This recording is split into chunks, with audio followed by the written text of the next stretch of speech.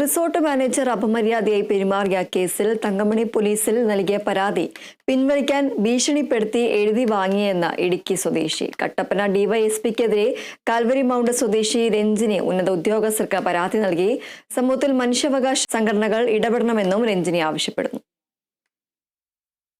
Calvary mount സ്വദേശി രഞ്ജിനിയാണ് കട്ടപ്പന ഡിവൈഎസ്പിക്കെതിരെ രംഗത്തെത്തിയത്. Resort manager അപമര്യാദയായി പെരുമാറിയ കേസിൽ പരാതി പിൻവലിക്കണമെന്ന് കട്ടപ്പന ഡിവൈഎസ്പി നിഷാന്ത് മുൻ ഭീഷണിപ്പെടുത്തി. റിസോർട്ട് ഉടമയുടെ സാന്നിധ്യത്തിലാണ് പരാതി വ്യാജമാണെന്ന തരത്തിൽ ഡിവൈഎസ്പി എഴുതി വാങ്ങിയതെന്നും രഞ്ജിനി പറയുന്നു. റിസോർട്ട് ഉടമയുടെ ഉന്നത ബന്ധം വെച്ച് തനിക്ക് നീതി ലഭിക്കുന്നില്ലെന്നാണ് ആക്ഷേപം. സ്റ്റേഷനിൽ ഞാൻ പരാതി കൊടുത്തിരുന്നു, സി ഐ അടുത്ത് കൊടുത്തിരുന്നു. അപ്പോൾ എനിക്ക് യാതൊരു നടപടി ഉണ്ടായില്ല. അന്നേരം ഞാൻ കട്ടപ്പന SP ഓഫീസിൽ കൊണ്ട് പരാതി കൊടുത്തിരുന്നു. അന്നേരം എന്നെ നിങ്ങൾ ക്രിസ്ത്യാനികളല്ലേ, നിങ്ങളെല്ലാം ഒരു പള്ളിയിൽ പോകുന്നവരല്ലേ, അയലങ്കാരല്ലേ എന്ന് പറഞ്ഞാൽ എന്നെ ഭീഷണിപ്പെടുത്തി നിർബന്ധമായിട്ട് കേസ് പിൻവലിച്ചേ പറ്റുള്ളൂ എന്ന് പറഞ്ഞിട്ട് എന്നെ കുറേ ഭീഷണിപ്പെടുത്തി എന്നെക്കൊണ്ട് സൈൻ ചെയ്യിക്കുകയും ചെയ്തു. DSP ആണ് എന്നെക്കൊണ്ട് ഒപ്പിടിച്ചത്. അപ്പോൾ ഞാൻ ഒപ്പിട്ട് കൊടുക്കുകയും ചെയ്തു. ഞാനും എൻ്റെ മോളും മാത്രമേ ഇന്നലെ ഉണ്ടായിരുന്നുള്ളൂ. തന്നെ രാത്രി 8 മണി സമയം ആവുകയും ചെയ്തായിരുന്നു.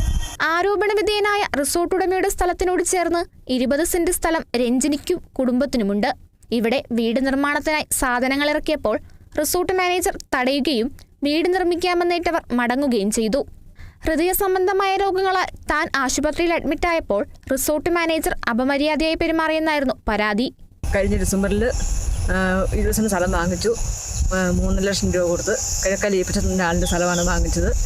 അപ്പം അതിൽ ഇറക്കുന്ന വിഷയങ്ങളെല്ലാം ഉണ്ടായി. വടക്കുമറി ടോമി തന്നെ ആളിൻ്റെ ജീവനക്കാരനായ ജോഷി വന്ന് വിഷയം ഉണ്ടാക്കി എന്നെ വൃത്തിയോട് പറയുകയും അശ്ലീല വാക്കുകൾ പറയുകയും ചെയ്തു.